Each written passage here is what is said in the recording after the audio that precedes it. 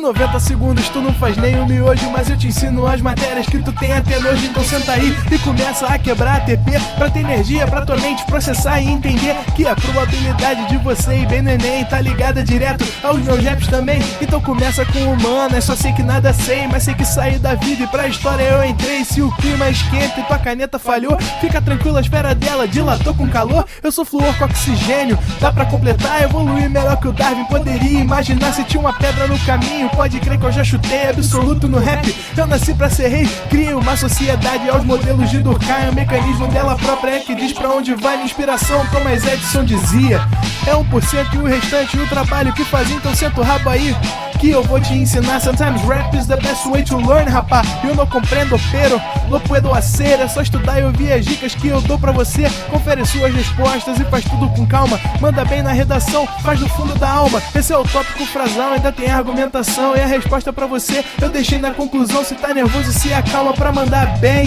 E se liga nos vídeos que eu te preparo pro Enem.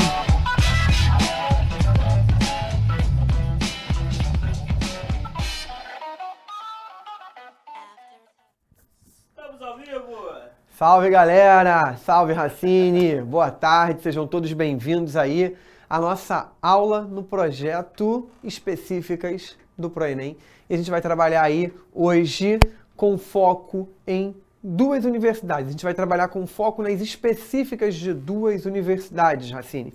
A específica da Unicamp, que não está aparecendo aqui, está aparecendo para cá, Unicamp, e da Universidade de Pernambuco. Ou seja, duas grandes universidades que têm aí os seus vestibulares isolados. No caso da Universidade de Pernambuco, a gente vai fazer justamente questões referentes aí à terceira, a fase que eles chamam de seriado, né? Terceira série, porque o vestibular deles é em série. Então, tem o SSA1, SSA2 e SSA3. Então, o SSA1 é para quem está no primeiro ano, para depois quem está no segundo ano e depois quem está no terceiro. Então a gente está focando aqui já nas questões para a galera que está no terceiro ano, que já é a galera que vai ingressar no ano que vem nas universidades, tranquilo? Então eu trouxe aí algumas questões do último vestibular, tanto da Unicamp quanto do último vestibular também da Universidade de Pernambuco, para que a gente possa aí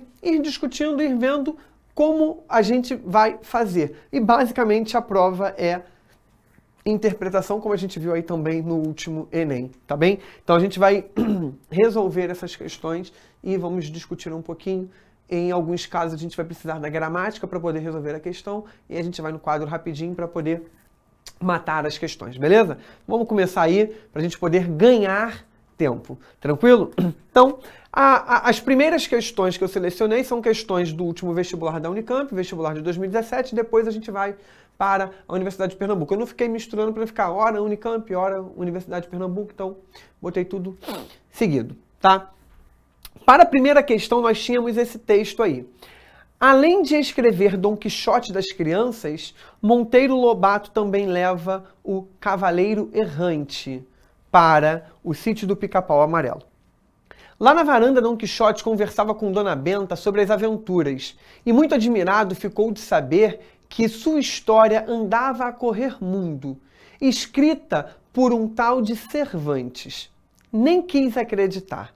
Foi preciso que Narizinho lhe trouxesse a edição de luxo, ilustrada por Gustavo Doré. O fidalgo folheou o livro muito atento às gravuras, que achou ótimas, porém falsas. Isso não passa de uma mistificação, protestou ele. Esta cena aqui, por exemplo, está errada. Eu não espetei este frade como o desenhista pintou. Espetei aquele lá. Isto é inevitável, disse Dona Benta. Os historiadores costumam arranjar os fatos do modo mais cômodo para eles. Por isto, a história não passa de histórias. Na cena narrada, o que a gente percebe ali nessa cena narrada? Dona Benta mostra a Dom Quixote que a história dele não é, de forma alguma, uma mistificação. Ela faz isso, ele diz que é uma mistificação, ou seja, que aquilo ali é algo que na verdade não é uma verdade. E ela mostra para ele que não, que é sim. Ela não faz isso, né? A gente não percebe isso. Pelo contrário, ela fala, é comum a gente entender, a gente ver isso. Eles vão fazer o que é mais cômodo para eles, e não o que necessariamente é real. Ou seja, eles vão brincar um pouquinho aí com a real história. E por isso que ela bota história, o Monteiro Lobato bota história com H, né? De fazer a ideia da realidade com história com H maiúsculo, no primeiro caso, e depois história com H minúsculo, para falar de histórias que são aquelas histórias contadas. Então, obviamente, aí não pode ser a letra A. B. Dona Benta convence Dom Quixote de que as gravuras não refletem a história dos fatos. Ela não convence, ela não usa argumentos ali. Ela tece um comentáriozinho, né? C. Dona Benta concorda com Dom Quixote e critica o fato de a história ser fruto de interesses? Sim. Ela tece esse comentário. Olha lá, ó. Os historiadores costumam arranjar os fatos do modo mais cômodo para eles.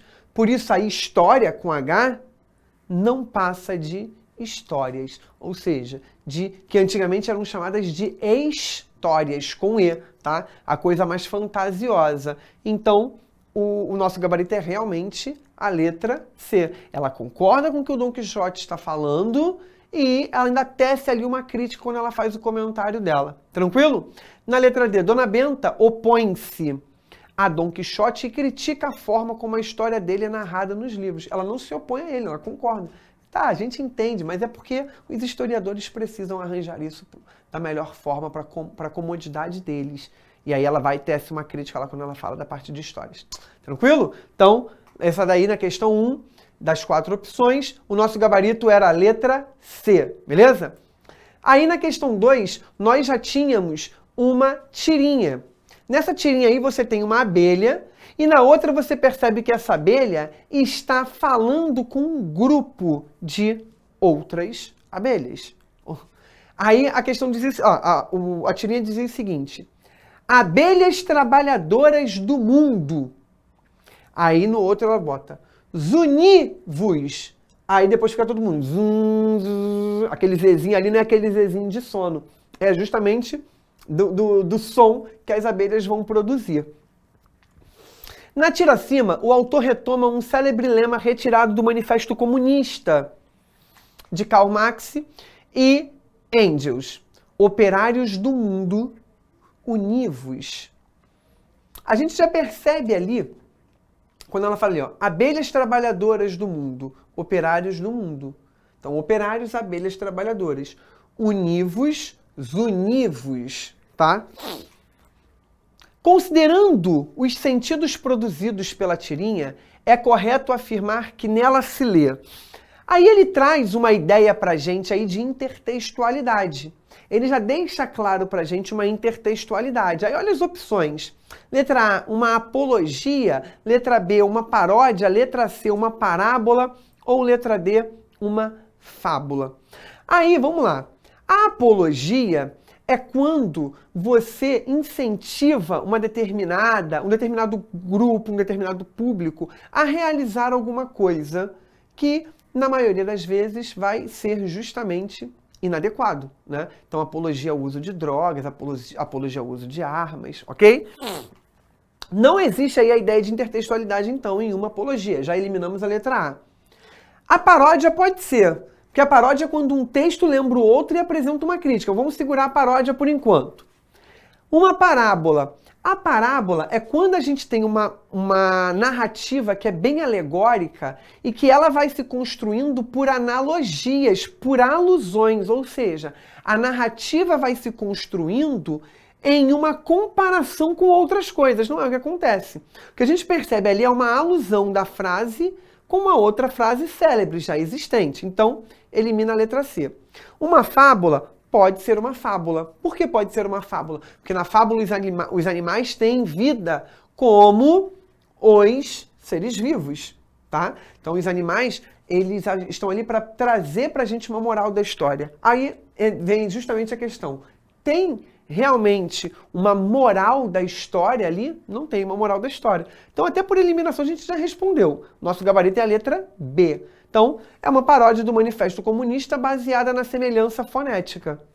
Ele brinca ali com univos, com os univos, né? Ele vai fazendo justamente uma ideia de reflexão crítica a partir daquilo ali, para mostrar ali, no caso, a abelha que costuma trabalhar sempre em grupo, né, para poder construir, por exemplo, a sua colmeia e tudo mais, elas andam em grupo, então vamos os univos aí, brincar com a ideia de que elas vão se unir e ao mesmo tempo mandar aquele zunido todo ao mesmo tempo, tá bem? Portanto, o gabarito realmente aí, letra B na questão 2, tranquilo? Questão 3, trazia aí um textinho que fala sobre alguma questão educativa pelo viés de Paulo Freire.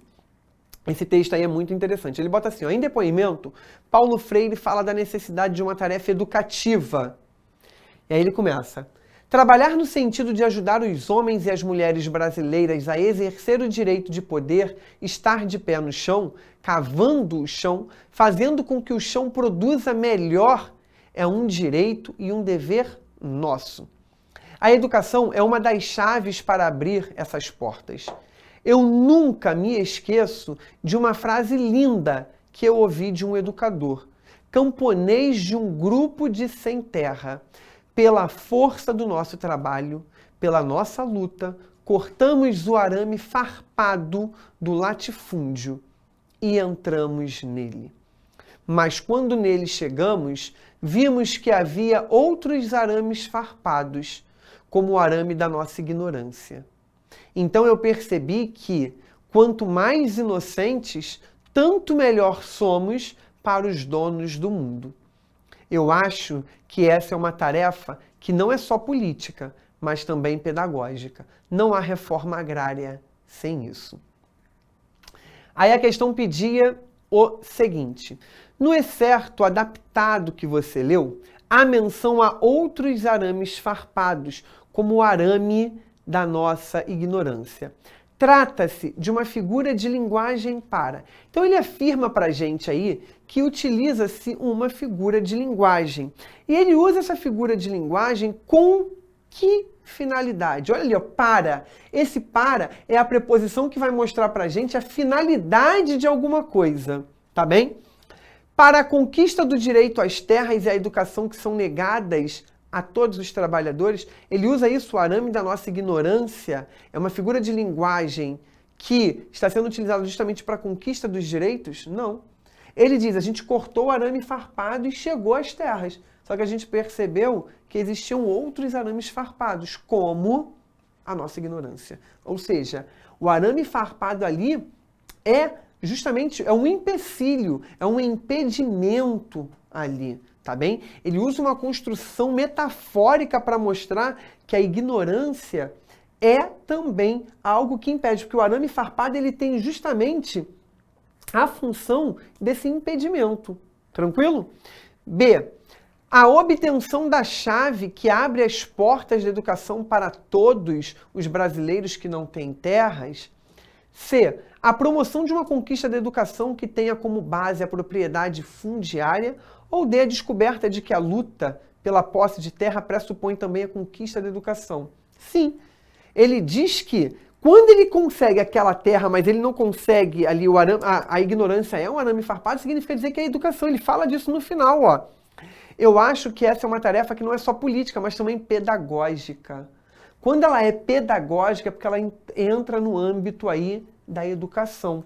Então, só pode ser realmente a letra D o nosso gabarito, porque ela vai falar de uma luta que trava ali os empecilhos também da educação. A partir do momento em que eu venço essas barreiras, esses limites que estão impostos aí na educação, eu passo a conseguir enxergar todos os direitos que eu tenho e todos os deveres que eu devo exercer para conseguir atingir todos os meus propósitos. Portanto, realmente aí, o gabarito é a letra D. A descoberta de que a luta pela posse de terra pressupõe também a conquista da educação. Então não adianta de nada eu entrar, eu invadir, se eu não tenho nenhum conhecimento de nada, se eu não tenho o acesso à educação. E o acesso à educação é que vai me permitir brigar por terras, brigar por mais direitos. Beleza?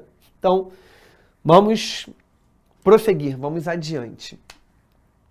Essa daí é uma questão muito legal, é uma questão gramatical e é uma questão que envolve aí processo de formação de palavra, né, para construção. Então, coisar.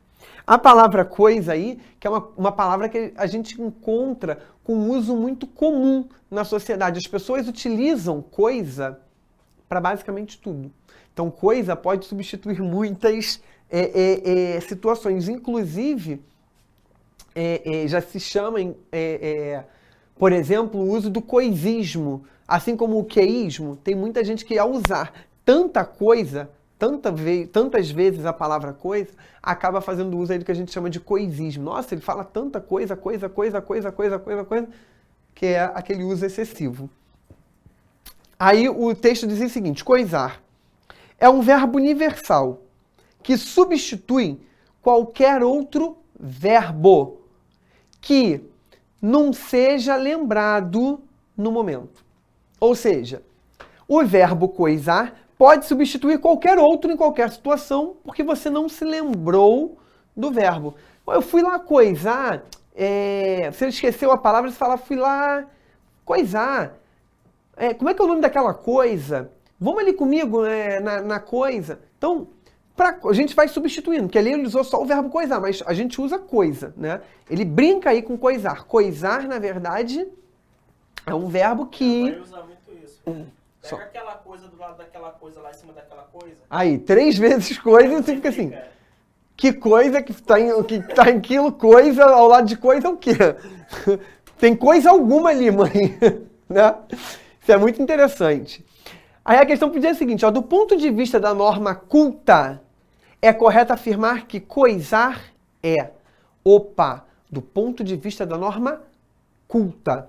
Aí, do ponto de vista da norma culta, a gente tem que considerar aquilo que a gramática apresenta pra gente como elementos necessários para a construção de uma norma a ser seguida. Então, uma palavra resultante de atribuição de sentido conotativo de um verbo qualquer ao substantivo coisa, a gente tem que entender que a palavra coisar não existe. Existe coisa. Mas coisar é facilmente entendível. Qualquer palavra que termine com R pra gente, né? AR, ER, IR, vai garantir pra gente um verbo. Tranquilo? E como você tem a palavra em si coisa, acrescentou um R ali, pronto, virou verbo. Uma palavra resultante do processo de sufixação que transforma um substantivo coisa no verbo coisar, né? E aí, ó, o que eu fiz? Vem aqui comigo no quadro rapidinho. Eu tenho a palavra coisa. Pensei que tivesse. Eu tenho a palavra coisa. Essa palavra existe na língua. Eu vou transformá-la em um verbo. O que eu preciso fazer aí? Depois dela, os verbos precisam ser ou de primeira conjugação, e aí eles terminam em AR, ou de segunda... Descer? Para ser verbo, a gente precisa ter isso aqui, ó. Aqui vai, Racine? Tá na linha. Primeira conjugação, aí o verbo termina com AR, ou o verbo precisa ser de segunda conjugação, verbo terminados em ER, ou o verbo precisa ser de terceira conjugação, verbos terminados em R. Ué, mas e o verbo pôr, o verbo compor? Esses verbos, antigamente, eles terminavam com ER. Então, era compoer, era expoer, poer. Então, eles estão inclusos aqui. A palavra coisa, ela já termina com A. Para eu transformá-la num verbo, fica mais fácil transformá-la num verbo de primeira conjugação. Então, basta que eu acrescente aqui um R, que é uma desinência que vai marcar aí o infinitivo. Então, o que eu fiz? Coisa, naturalmente, é um substantivo. Quando eu acrescento isso daqui e eu passo a ter o coisar, de substantivo eu passei para um verbo. Portanto, achamos já o nosso gabarito aí na letra B. Não passou. Aí. Uma palavra resultante do processo de sufixação. O que é um sufixo? Um elemento colocado ao final. Se fosse um prefixo, um elemento colocado no início. Sufixação que transforma o substantivo coisa, coisa é um substantivo, no verbo coisar. Eu acrescentei um R. Certíssimo. Portanto, gabarito letra B. Show? Próxima questão. Essa questão aí é uma questão bem inteligente, uma questão bem legal de ser resolvida. Eles colocaram uma tirinha aí também, e aí eles disseram o seguinte, a tirinha dizia o seguinte, na primeira o cara diz assim, não há lei que o brasileiro não burle. Eu fiquei encucado quando eu li essa primeira frase, Racine.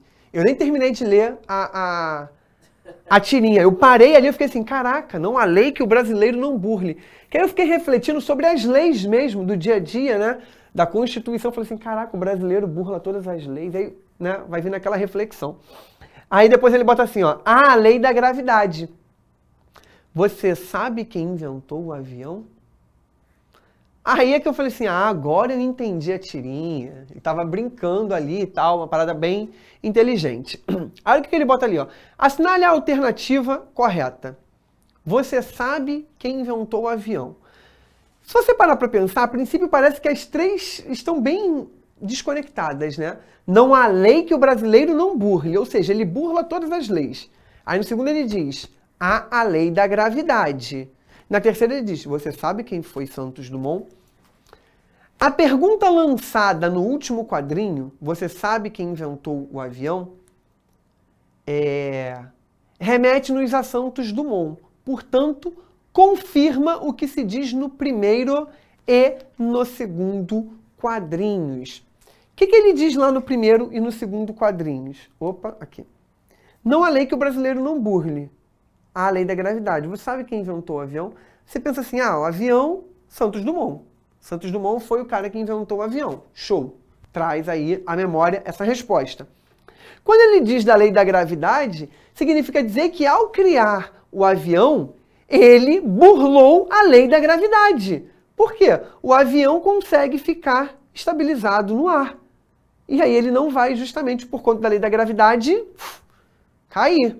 Então, confirma a ideia de que a lei da gravidade é, sim, algo que também foi burlado, assim como as outras leis. Portanto, gabarito letra A. Uma questão muito inteligente, uma questão fácil para a gente poder matar. Vamos ver aqui rapidamente as outras opções. A pergunta lançada no último quadrinho retifica, corrige. Retificar é corrigir. A afirmação do primeiro quadrinho, não. Ela não corrige nada, ela confirma, porque quando ele traz Santos Dumont desafiou essas leis aí, né?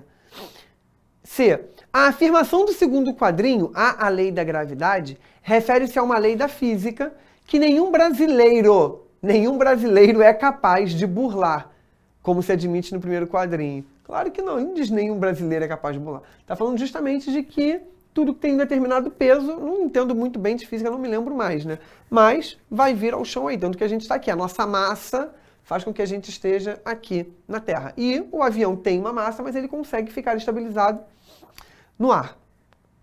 E ele diz ali do brasileiro, né? Nenhum brasileiro é capaz. Então você poderia matar essa questão aí rapidamente, a letra C.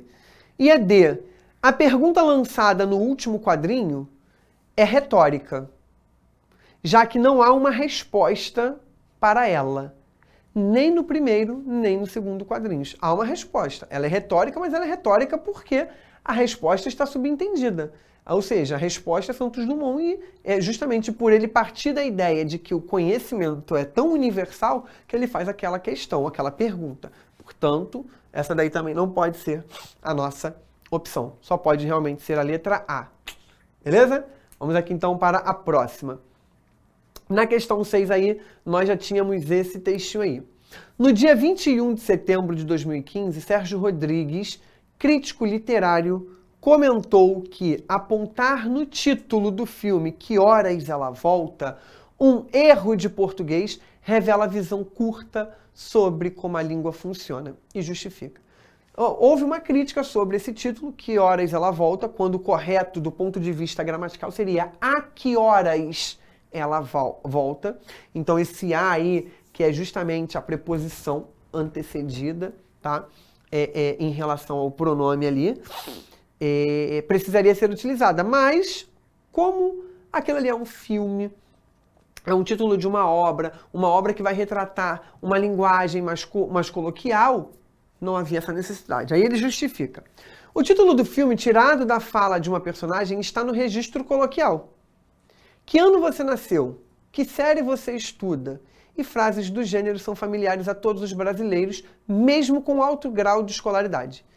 Será preciso reafirmar a esta altura do século XXI que obras de arte têm liberdade para transgressões muito maiores? Pretender que uma obra de ficção tenha o mesmo grau de formalidade de um editorial de jornal ou relatório de firma revela um jeito autoritário de compreender o funcionamento não só da língua, mas da arte também.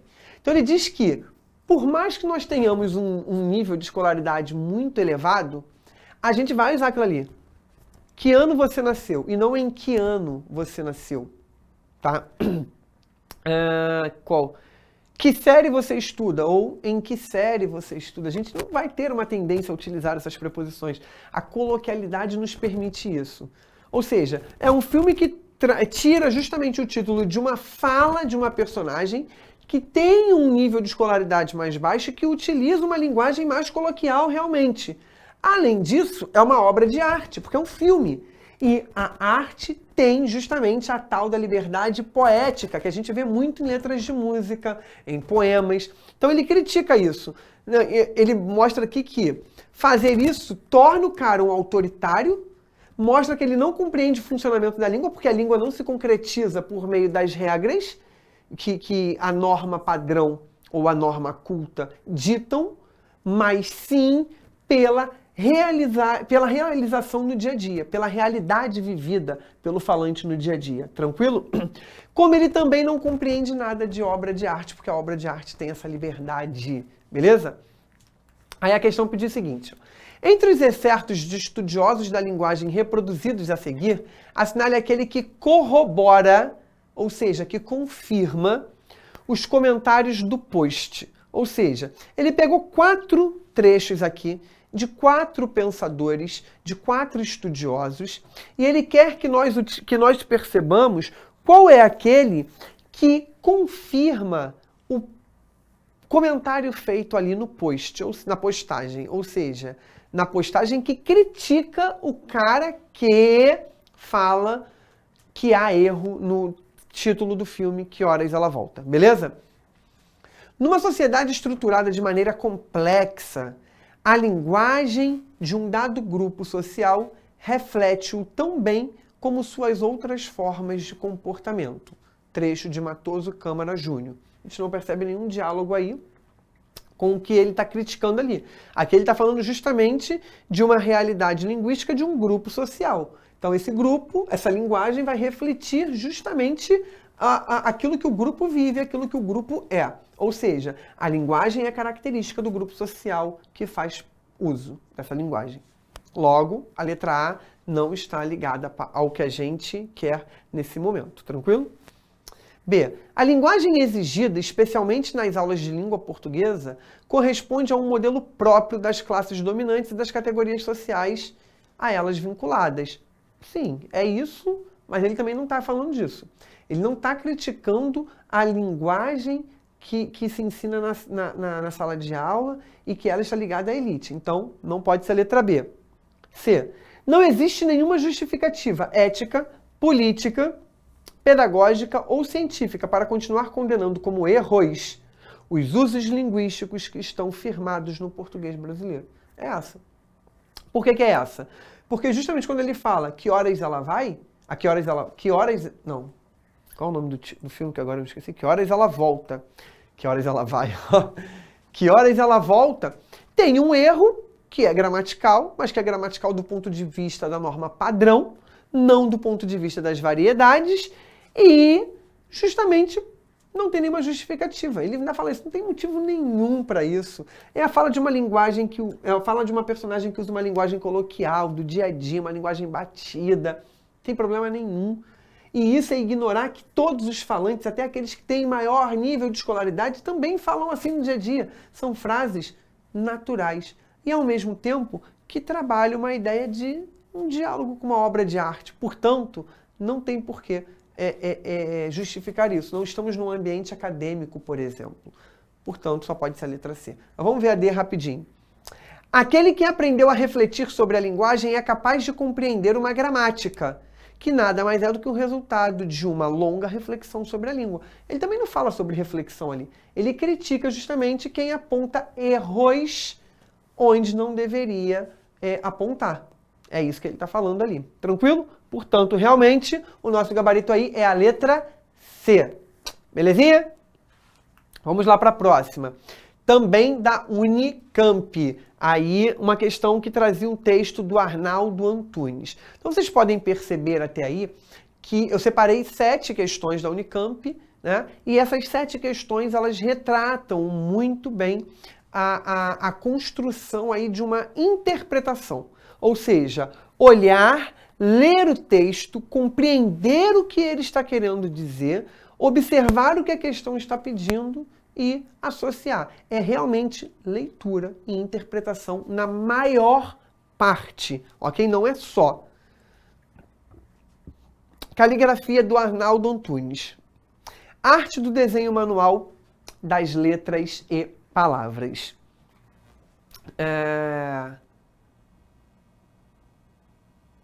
Tá, vamos lá. Caligrafia, na verdade. Arte do desenho manual das letras e palavras. Território híbrido entre os códigos verbal e visual. A caligrafia está para a escrita como a voz está para a fala. A cor, o comprimento, a espessura das linhas, a disposição espacial, a velocidade dos traços da escrita correspondem a timbre, ritmo, tom, cadência, melodia do discurso falado. Entonação gráfica. Assim como a voz apresenta a efetivação física do discurso, o ar nos pulmões, a vibração das cordas vocais, os movimentos da língua, a caligrafia também está intimamente ligada ao corpo, pois carrega em si os sinais de maior força ou delicadeza, rapidez ou lentidão, brutalidade ou leveza do momento de sua feitura. Em caligrafia, o autor, o que a gente percebe ali em caligrafia? O que a gente vai ver que acontece ali na caligrafia? Ele estabelece uma relação de causa e efeito entre caligrafia e voz, ou seja, existe a ideia de que a caligrafia vai ser a causa e a voz é o efeito dessa causa? Não. A causa e o efeito é quando uma ação que ocorre vai gerar outra ação, ok? Não é o que acontece ali. Ele sugere uma relação de oposição, ou seja, a caligrafia é oposta à voz. Ele projeta uma relação de gradação entre caligrafia e voz, ou seja, existe uma ideia de que a caligrafia e a voz estão sobrepostas uma à outra, ou seja, uma ideia crescente, vem uma e depois a outra, ou ele apreende uma relação de analogia entre caligrafia e voz. Ou seja, relação de relação de analogia é de comparação, de você ir percebendo que tem uma coisa que acontece aqui, mas que também acontece ali de outra maneira. É justamente isso que a gente percebe. Ou seja, ele fala lá, enquanto a gente tem ali a entonação, encher o ar dos pulmões, a vibração das cordas, você tem lá o corpo associado à caligrafia. Por quê? Você vai ter uma agilidade ou uma lentidão, uma brutalidade ou uma leveza. Ele vai fazendo analogias a todo momento. Então o texto se constrói por meio de analogias. Belezinha, galera? Então, essas aí foram as 7 questões que eu trouxe para vocês da Unicamp, beleza? Só beber uma aguinha aqui. Agora eu trouxe outras questões e essas outras questões aí são da Universidade de Pernambuco. Para essas duas primeiras questões, eu peguei as duas questões que eram referentes aí a um determinado cartaz que trazia também, tem um cunho aí educativo, que tem uma função social muito, muito importante. Então, Racine vai ampliar aqui para a gente poder ler melhor o que está escrito nesse cartaz. cujo título, né, o slogan dele é "Eu sou um cartaz HIV positivo". E aí vocês podem perceber que nesse cartaz tem uma mancha aqui.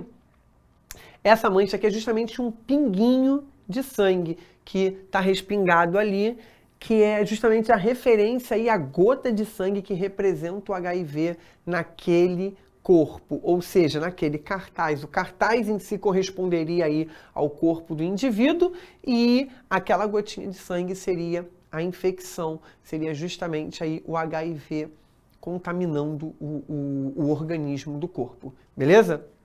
Amplie aí para mim, por favor, assim. Aí ele diz o seguinte, ó, eu sou um cartaz HIV positivo. Minhas medidas são 40 por 60 centímetros. Fui impresso em papel alta alvura e minha gramatura é 250. Eu sou exatamente como qualquer outro cartaz, com um detalhe.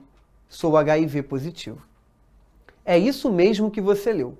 Sou portador do vírus. Carrego em mim uma gota de sangue HIV positivo. Por isso aquela gotinha lá que eu falei com vocês, por essa frase aí dele. De verdade, neste momento, você pode estar dando um passo para trás, se perguntando se eu ofereço algum perigo. Minha resposta é, nem de longe. O HIV não sobrevive fora do corpo humano por mais de 1 hora. Por isso, o sangue neste cartaz não traz nenhum perigo. Assim como conviver com um soro positivo. Você contrai o HIV se tiver relações sexuais sem preservativos com alguém que não está em tratamento efetivo. Se partilhar de agulhas e seringas com sangue contaminado. Sim, você pode conviver comigo. E com qualquer pessoa soropositiva numa boa. Nós podemos exercer nossa função na sociedade perfeitamente. E arrisco dizer que, se eu não tivesse revelado que tinha HIV, talvez você nem tivesse notado. Porque ser soropositivo não determina quem você é, seja para um cartaz ou para um ser humano. Se o preconceito é uma doença, a informação é a cura. Aí, a questão posterior, né, que são 2 questões, a questão posterior dizia o seguinte. O texto dialoga com o leitor apresentando-se como um cartaz. Para aceitar essa identidade do gênero cartaz como verdadeira, o leitor deve considerar principalmente. O que a gente tem que levar em consideração? Para considerar que aquilo realmente, para validar que aquilo realmente seja um cartaz. O que vem à mente da gente quando a gente pensa num cartaz? O cartaz mescla para a gente a imagem, né? Ou seja, o texto não verbal, com o texto verbal. Portanto, as palavras, tranquilo? Então, o que a gente percebe ali? A composição gráfica e o funcionamento discursivo do texto. B. A descrição física, dimensões e especificações do papel. C. A apresentação em forma de discurso em primeira pessoa. D. O formato diálogo explícito com o leitor receptor da mensagem. Ou E, a escolha do tema e sua abordagem criativa e inovadora. O que a gente percebe ali é justamente a letra A. A composição gráfica, a ideia do desenho, tem uma gotinha. E aí ele fala assim, agora eu tenho uma gota de sangue. Então ele está contaminado. Quando ele traz as características, ele não está desenhando nada. É o próprio desenho em si, o cartaz em si era aquilo.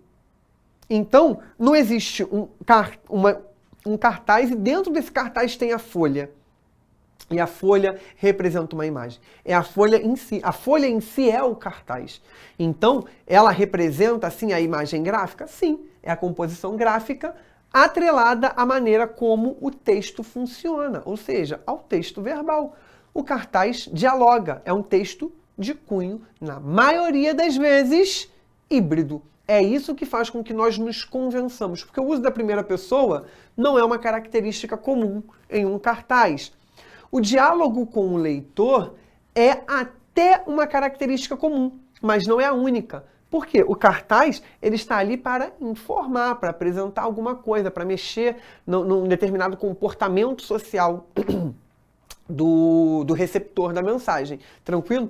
Mas o cartaz chama atenção e muito pela imagem, pela construção. E aquela gotinha ali, ó, ela tá destacada, ela tá bem distante do restante do texto justamente para chamar a atenção.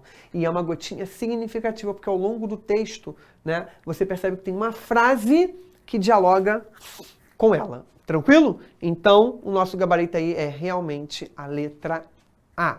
Beleza, galera? E a questão 9 dizia o seguinte: dentre os valores e ou opiniões veiculadas pelo texto, encontra-se a defesa de quê? Ou seja, o que ele defende ao longo daquele texto?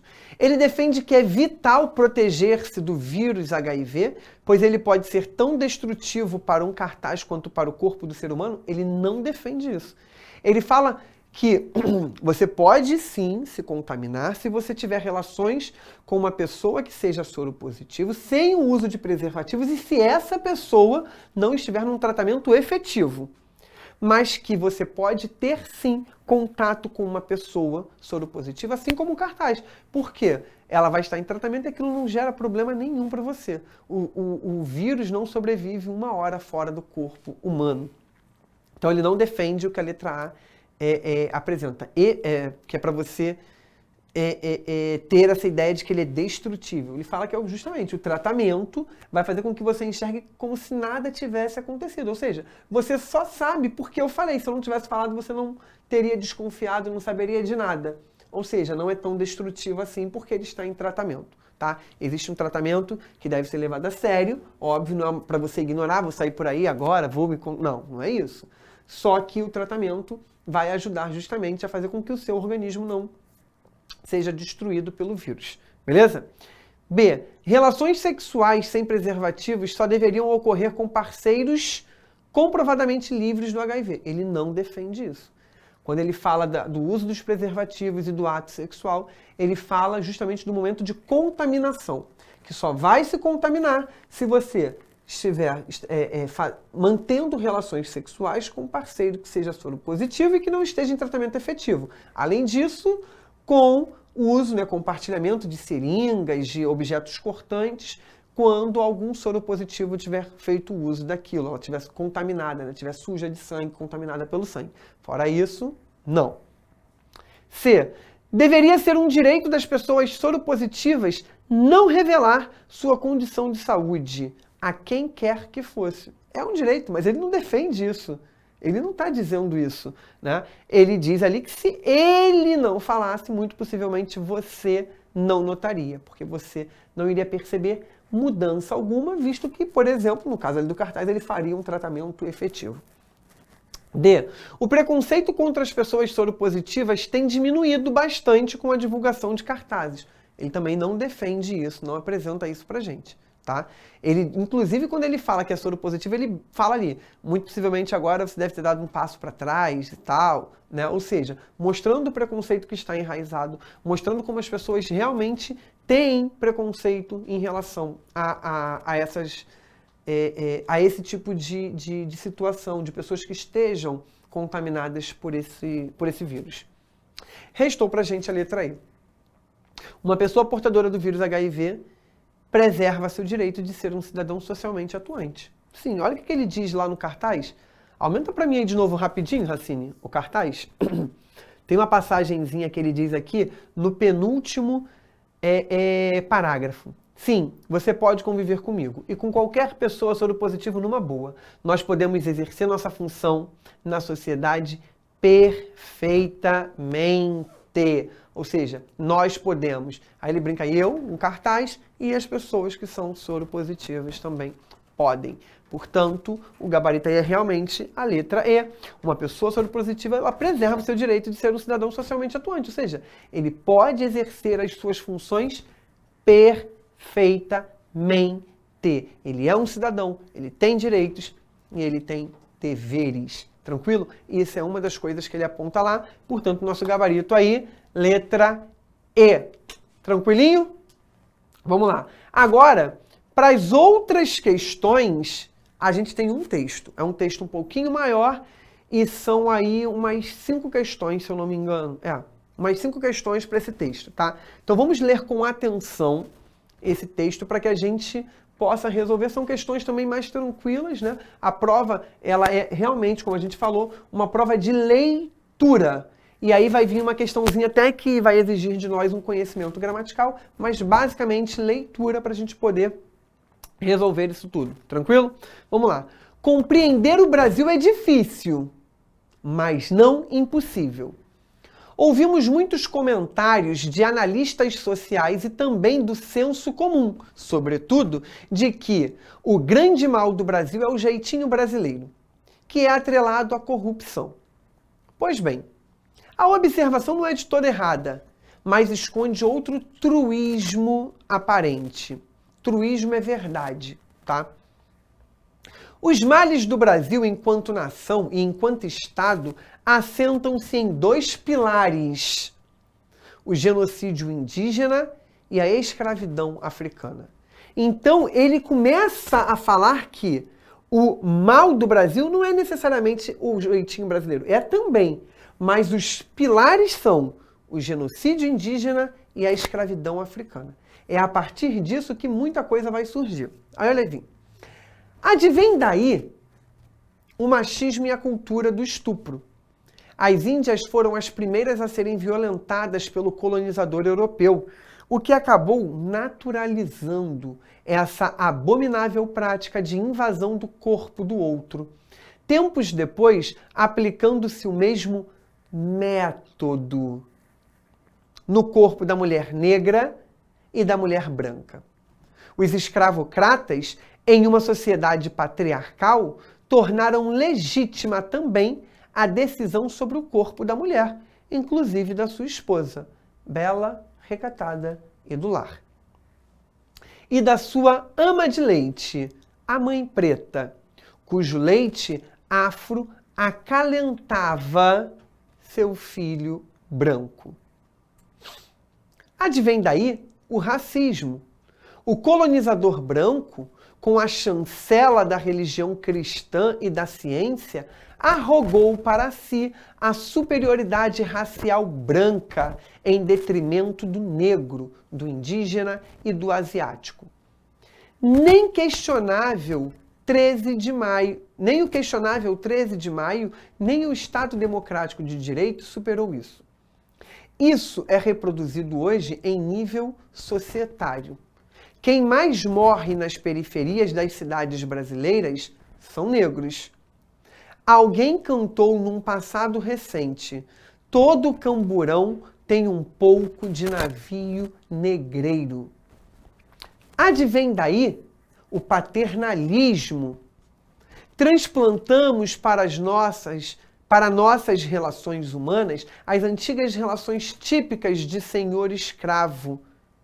Não na acepção nietzschiana, moral do senhor, moral do escravo, mas na acepção eugênica herdada do darwinismo social de Spencer, que hierarquizou as raças, estando essas associadas ao processo civilizatório de aculturação do indígena, método descritivo de forma primorosa de Alfredo Bossi em As Flechas do Sagrado. Os jesuítas arrogaram para si a responsabilidade por cuidar do indígena, incultando no colonizado a dependência contínua da esteira da benevolência mal intencionada. Mal sabiam os colonizadores que as etnias também negociavam, como anunciou Eduardo Viveiros de Castro em A Inconstância da Alma Selvagem. Os tupinambás jamais abriram mão do que lhes era essencial: a guerra. Advém daí o genocídio negro. Desde 1982 até 2014 foram 1,2 milhões de negros mortos pela polícia nas periferias, dados da Anistia Internacional. O negro de hoje é o escravizado de ontem e o corpo reificado de anteontem. Na imprensa de hoje, a morte de um jovem branco de classe média suscita debates em torno da violência, ao passo que a morte de um negro é mais uma estatística.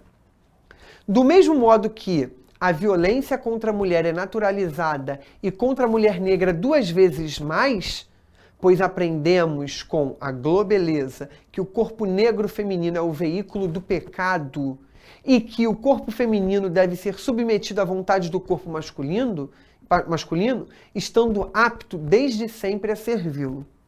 Advém daí o genocídio indígena, ainda em curso. Ruralistas e poceiros o fazem à luz do dia no norte e centro-oeste do país. A imprensa fala pouco. O silêncio semiteral em torno do tema é um crime confesso, típico de quem consente porque se cala.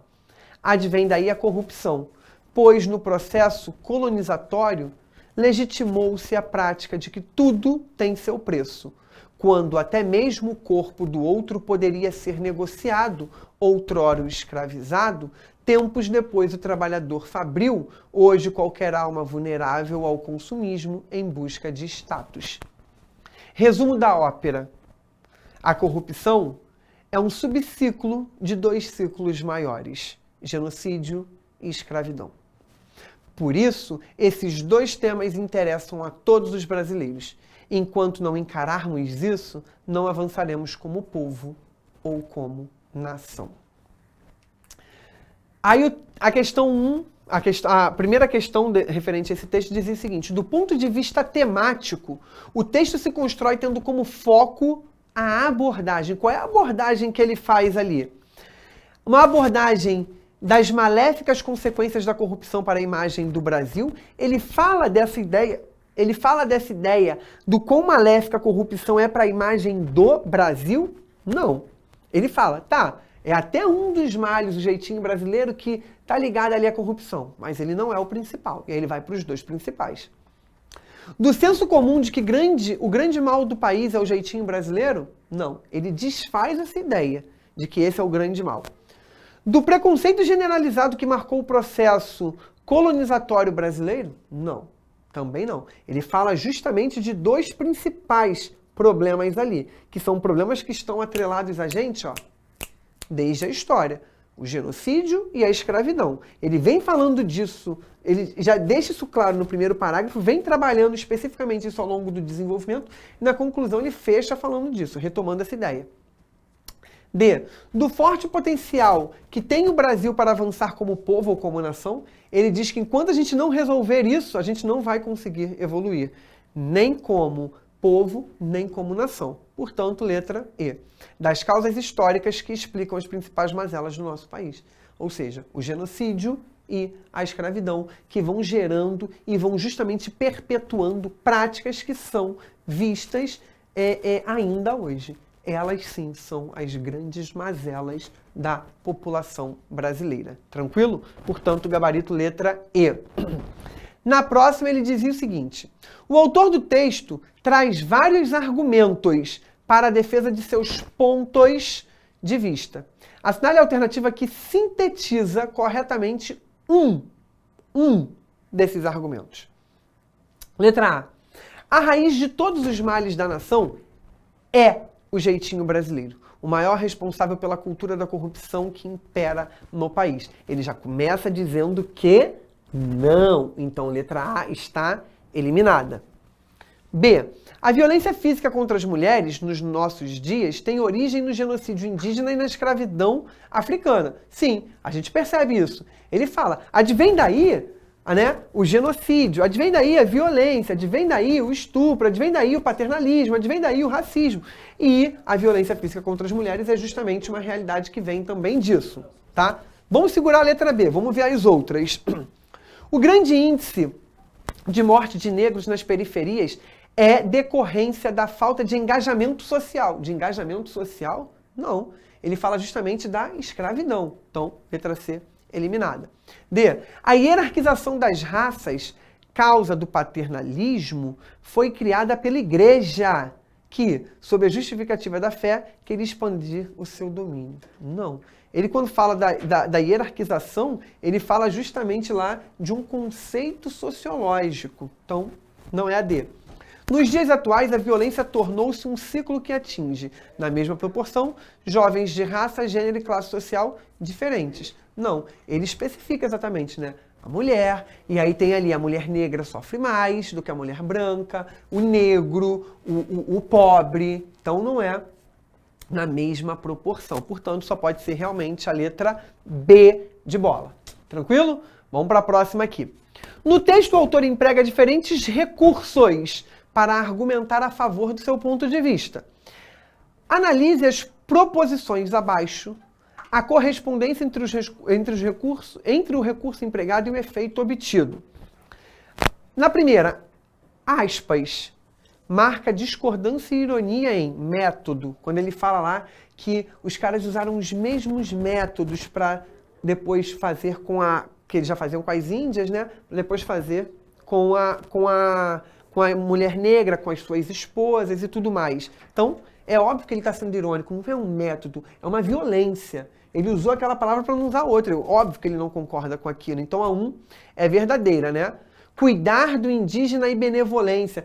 Os caras não estavam ali cuidando, eles estavam ali obrigando os caras a aceitarem uma religião e uma cultura, tá? E a benevolência que ele fala lá depois que era um mal. Então não tinha nada de bom aquilo ali. Então a 1 é realmente trazer essa ideia de discordância e ironia. 2. Iniciar vários parágrafos com a mesma forma. O advém daí indica persistência para convencer o leitor. Não é persistência. Ele só vai ratificando aquilo ali. Confirmando. Ele vai ratificando. Ó, mais um que eu comprovo, mais um que eu comprovo. Não é persistência. Ele não insiste em nada. Tá? Então a 2, errada. 3. Aportar vozes socialmente reconhecidas no texto, como as de Bossi e Castro, afere prestígio à autoridade do discurso. Sim, quando ele traz alguém que é um conhecedor, que é um pesquisador, que é alguém que é o discurso de autoridade, aquilo traz voz para o texto. Então, a 3 está correta. Seleção vocabulária erudita, como truísmo no primeiro parágrafo e Nietzscheana, né? Delimita o público leitor a intelectuais especialistas? Não, é um texto para todo mundo. O uso de uma ou outra palavra difícil ali, erudita, não impede o entendimento. Então, o que a gente percebeu aí, 1 e 3 estão corretas. Portanto, nosso gabarito, letra B. 1 e 3. Tranquilo? Vamos lá na terceira. No que se refere a alguns aspectos formais presentes... A 13, né? Eu falei a terceira. Aspectos formais presentes no texto, analise as proposições a seguir. No trecho, e de sua ama de leite, a mãe preta, cujo leite afro acalentava seu filho branco, a substituição da forma verbal acalentava por nutria acarretará, quase que não sai, acarretará a seguinte alteração na regência. E de sua ama de leite, a mãe preta, em cujo leite afro nutria seu filho branco. Não, também não há. Nutria, quem nutre algo. Não há essa necessidade, tá? Então, de sua ama de leite, a mãe preta, cujo leite afro nutria, então não é a necessidade daquele em ali, é uma questão gramatical aí, tá? Não. Próxima. No trecho, quem mais morre nas periferias das cidades brasileiras são negros. A forma verbal destacada está no plural em concordância com o predicativo plural negros. Sim. Quem são? Os negros. Então, o verbo ali concorda com o termo que vem depois, que faz referência aí aos indivíduos, aos seres marcados ali pelos negros. Então, a 2, verdadeira. No trecho, ouvimos muitos comentários de que o grande mal do Brasil é o jeitinho brasileiro, que é atrelado à corrupção. O sinal indicativo de crase é opcional, já que o verbo atrelar, no contexto em que se insere, pode também ser transitivo direto. Não é opcional, é obrigatório. E ali você tem um termo nominal. O que é atrelado a alguém ou a alguma coisa. Se a palavra posterior for uma palavra feminina, como é o caso corrupção, você vai ter o a artigo, eles vão se fundir. Fácil, ali a gente trocaria o corrupção por uma palavra no masculino, atrelado ao homem, ao indivíduo, tá? Então aquela crase ali é uma crase obrigatória, portanto a 3 incorreta. Cadê? A 4. No segmento destacado no trecho, ruralistas e poceiros o fazem à luz do dia no norte e centro-oeste do país. Exemplifica um caso de próclise. A forma enclítica correspondente é fazem-no. Sim, fazem termina com uma forma nasalizada. Quando eu tenho uma forma nasalizada e eu quero fazer a ênclise com um pronome oblíquo átono, o, a, os, as, o verbo não sofre alteração alguma e o pronome vira no, na, nos, nas. Portanto, a 2 e a 4 estão corretas. Logo, nosso gabarito é a letra D de dado. Tranquilo? Vamos aqui para a nossa última questãozinha, para a gente poder ficar aí bem afiado e de alma lavada em relação a essa questão. Tranquilo? Vamos lá. Acerca das relações lógico-discursivas que se identificam no texto, assinale a alternativa correta. Já no título se identifica uma relação comparativa, explicitada pelos termos difícil de um lado e impossível do outro. Ela não é comparativa. Ele fala que ela é difícil, mas não é possível. Então ele não compara, tá? Então não pode ser a letra A. B. Uma relação concessiva pode ser evidenciada no trecho. Os escravocratas, em uma sociedade patriarcal, tornavam legítima também a decisão sobre o corpo da mulher, inclusive de sua esposa. Então, quando ele fala ali os escravocratas, ele está falando daqueles caras que escravizam. Em uma sociedade patriarcal, ou seja, em uma sociedade em que é o homem que acaba exercendo aquele papel de poder, tá? Tornaram legítima também a decisão sobre o corpo da mulher. Não tem concessão aí. Nenhuma. Eles não abrem, não concedem nenhuma ideia. É uma ideia que era a ideia de permissão, de obrigatoriedade. Inclusive da sua esposa. Ou seja, se é ele que manda, tem que ser da mulher também. Qualquer mulher tem que ser obediente. Então não tem concessão. C. No trecho, do mesmo modo que a violência contra a mulher é naturalizada e contra a mulher negra 2 vezes mais, pois aprendemos com a globeleza que o corpo negro feminino é o veículo do pecado, o termo destacado introduz um segmento explicativo. Era o pois ali, tá? Aquele pois aprendemos com a globeleza, a gente tem realmente uma explicação. Ele tem ali uma apresentação, ó, do mesmo modo que a violência contra a mulher é isso, ele apresenta uma informação e em seguida ele justifica. Quando ele justifica, ele traz pra gente uma explicação. Portanto, nosso gabarito aí é realmente a letra C. Agora vamos ver aqui só pra gente fechar as 2 últimas opções. O trecho, a imprensa fala pouco. O silêncio cemiterial em torno do tema é um crime confesso, típico de quem consente porque se cala. Exemplifica uma relação semântica consecutiva. Seria a ideia de consequência. Então, ó, típico de quem consente porque se cala. Eu consenti porque me calei. Ou seja, qual é a relação de causa e consequência ali? Qual é a causa? A causa é você se calar. A consequência de você se calar é consentir. Então não tem relação de consecutiva. Por quê? O porquê recai justamente na causa. Então seria a relação de causa. Letra D, errada. Letra E, uma relação proporcional se encontra no trecho. Proporcional é quando as coisas acontecem simultaneamente. Enquanto não encararmos isso, não avançaremos como povo ou como nação. Esse enquanto traz a ideia de tempo. Portanto, o gabarito só pode ser realmente a letra C. Belezinha, galera? Então, eu espero que vocês tenham conseguido aí conseguir compreender e resolver essas questões. Aí estão as questões com um resumão, tá? Dos gabaritos para vocês. E eu aguardo vocês aí para a gente continuar aprendendo um pouquinho mais sobre o olhar que essas outras universidades dão nos seus vestibulares isolados, para que a gente possa ficar, ó, perfeitos em relação a tudo. Tranquilo? Então, um prazer mais uma vez estar com vocês. Uma excelente semana, bom feriadão, com foco nos estudos e beijão, fiquem com Deus, e até a próxima. Valeu! Somos mais de 500 mil. Faça parte da nossa família. Acesse nossas redes. ProEnem, sempre com você. We gotta celebrate life. We gotta celebrate living. We gotta celebrate the beauty of the world that keeps on giving.